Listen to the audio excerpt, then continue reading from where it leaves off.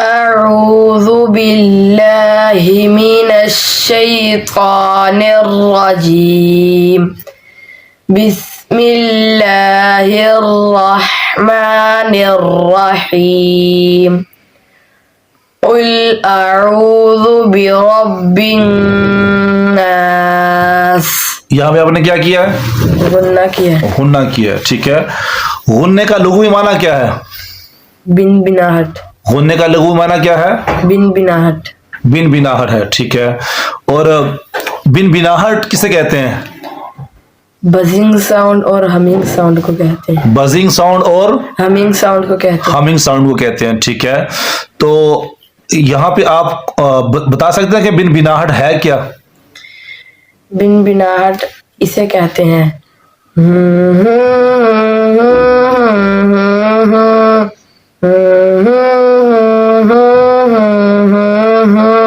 ये कौन सा साउंड था? Humming sound. हमिंग साउंड है, अच्छा। इसके अलावा भी कोई बिन बिनाहट की आवाज होती है? होती है, जैसे शहद की मक्खी जब काटने के लिए आती है या फिर कोई चीज लेने के लिए आती है तो वो ऐसे की आवाज निकालती है।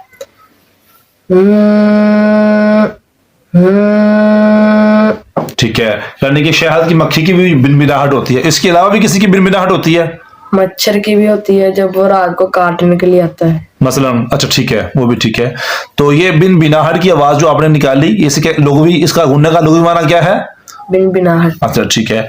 अच्छा, गुन्ने का तजवीद के अंदर क्या माना है? गुन्ने का तजवीद के अंदर क्या माना है? अब इसका हम इस्तिलाही माना करते हैं। अब इसका इस्तिलाही माना क्या है, बताएं आप। गुन्ना उस आवाज को कहते हैं जो नाक के बांसे से निकलती है। ठीक है, वेरी गुड, ठीक। इसके बारे में जरा तारीफ वजाहत कर दो इसके बारे में। नाक के बांसे से जो आवाज निकलती है, मसलन अल्लाह। जैसे अगर हम नाक को बंद कर देंगे तो ये आवाज भी आना बंद हो जाएगी। जैसे इन इन। ठीक है, यानी कि ये दो नथने हमारे, दो सुराख हैं जिससे हम सांस लेते हैं और सांस छोड़ते हैं। हाँ, तो यहाँ से जो आवाज निकलती है वो क्या है? बिन बिनाहट की आवाज है, यानी कि गुन्ने की आवाज है। क्या, कौन सी आवाज है? गुन्ने की आवाज। ठीक है। अब ये बताएं कि गुन्ने की कितनी किस्में हैं? गुन्ने की 2 किस्में हैं। गुन्ने की 2 किस्में। कौन कौन सी? गुन्ना आनी और गुन्ना जमानी। गुन्ना आनी और गुन्ना जमानी। गुन्ना आनी क्या है? गुन्ना आनी नून और मीम के अंदर पाया जाता है जो बगैर तशदीद के हो, यानी बगैर शद के। बगैर शद के, बगैर तशदीद के जो पाया जाए उसे क्या कहते हैं? गुन्ना आनी। आनी। और गुन्ना आनी बगैर नून और मीम के अदा हो सकता है? गुन्ना आनी बगैर नून और मीम के अदा नहीं हो सकता। नून और मीम के अंदर जो सिफ्त पाई जाती है, नून और मीम के अंदर जो सिफ्त पाई जाती है वो गुन्ने की सिफ्त है। ठीक है।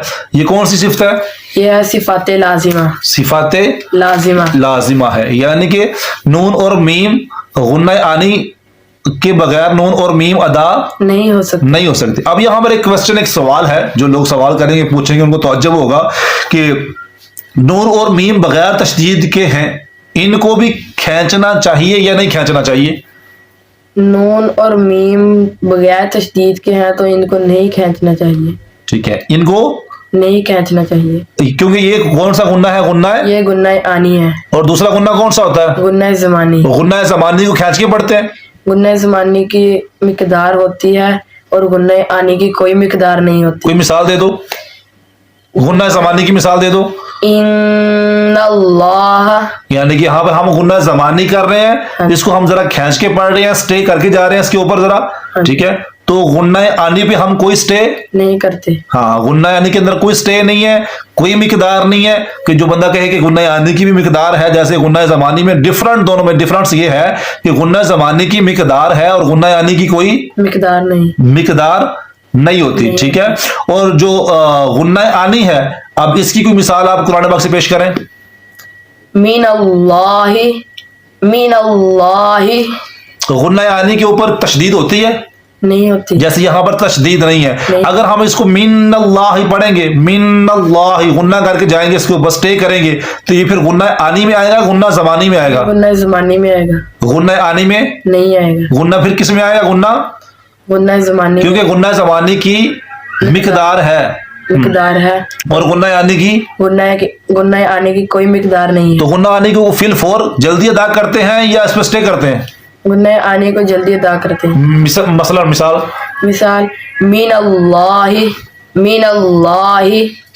यानी कि गुन्ना आने के ऊपर जबर जेर पेश तो हो सकती है, मगर शद तशदीद वगैरह शद नहीं हो सकती। अगर इसके ऊपर शद होगी तो फिर ये गुन्ना आनी नहीं होगा, गुन्ना जमानी में आ जाएगा। ठीक है, तो ये बगैर तशदीद के पढ़ा जाता है। तो जब इसके ऊपर जबर जेर पेश आएगी तो हमने मीम को और नून को फिल फोर अदा करना, जैसे मीन अल्लाह, मीन अल्लाह, मीन अल्लाह। हम जैसे मीन अल्लाह यानी कि गुन्ना आने को फिल फोर अदा करते हैं। इसकी कोई मिकदार नहीं है, इसका कोई स्टे, इसके ऊपर कोई स्टे नहीं करते। तो बगैर स्टे के, बगैर मिकदार के, बगैर खींचने के इसको हम अदा करेंगे। ये गुन्ना आनी है। तो इंशाल्लाह मैं उम्मीद करता हूं कि दोस्तों को हमारी वीडियो पसंद आएगी। जो नए दोस्त हमारे चैनल पे आने वाले हैं उनसे मैं रिक्वेस्ट करता हूं कि हमारे चैनल को सब्सक्राइब भी करें और इसको आप लाइक शेयर जरूर करें। इंशाअल्लाह रहमान जो नेक्स्ट हमारी वीडियो आएगी वो है गुन्ना ज़मानी पर। गुन्ना ज़मानी क्या है उसकी हम डेफिनेशन भरपूर तरीके से करेंगे और सारे कवानीन उसमें लाएंगे। इंशाल्लाह दोस्तों को हमारी अगली वीडियो भी बहुत पसंद आएगी। तो अभी जो बच्चे ने सूरह नास स्टार्ट की थी उसको हम कंप्लीट करते हैं और बताते हैं कि इसमें कौन से गुन्ने हो रहे हैं। जी, कुल अऊज़ु बिरब्बिन नास। ये कौन सा गुन्ना था? ये गुन्ना ज़मानी था। ठीक है, क्योंकि इसकी मिकदार है, इसकी मिकदार एक अलिफ है, मगर हम इसको कितना ज्यादा खींचते हैं, 2-3 अलिफ तक ले जाते हैं ताकि बच्चों को एक आदत पड़ जाए। जब गुन्ना करना बच्चों को आसान हो जाएगा तो फिर इसकी मिकदार समझने में आसानी हो जाती है। तो जब फर्स्ट टाइम आपने बच्चों को पढ़ाना है तो जरा इसको ऊपर 1-2 अलिफ का भी स्टे करवा दे तो कोई हर्ज कोई नहीं है। जी, मालिकिन नास, इलाहिन नास, मिन शर्रिल वसवासिल खन्नास, अल्लज़ी युवस्विसु फी सुदूरिन नास, मिनल जिन्नति वन नास। माशाअल्लाह, जज़ाकल्लाह।